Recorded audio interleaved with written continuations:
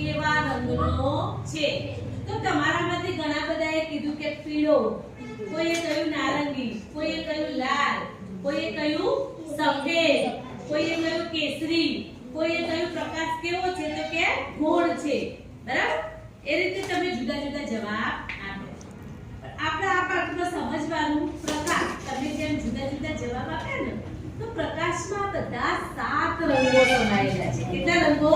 7 રંગો.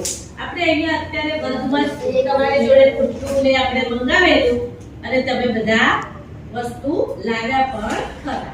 અને આપણે બધાએ સાથે મળી અને આ એક ડિસ્ક બનાવી. આ ન્યૂટન ડિસ્ક કહેવાય. શું કહેવાય? ન્યૂટન. આમાં જો આપણે જુદા જુદા 7 રંગ કર્યા. મેં તમને આ 7 રંગ યાદ રાખવાની ફોર્મ્યુલા બતાવી હતી.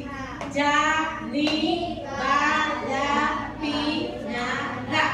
જા એટલે ચાંદની, ની એટલે હીરો, બા એટલે બારી, લા એટલે લાલ, પી એટલે હીરો, ના એટલે નાની અને રા એટલે રાધા.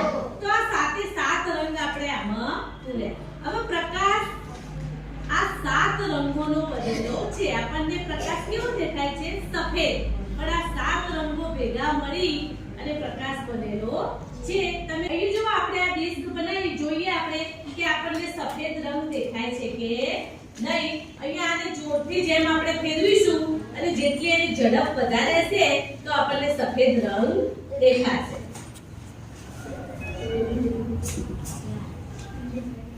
દેખાય છે સફેદ રંગનો?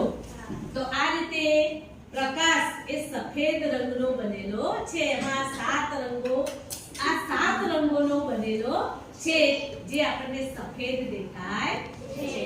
બરાબર? સમજ્યા?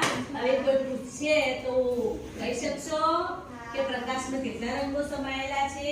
7.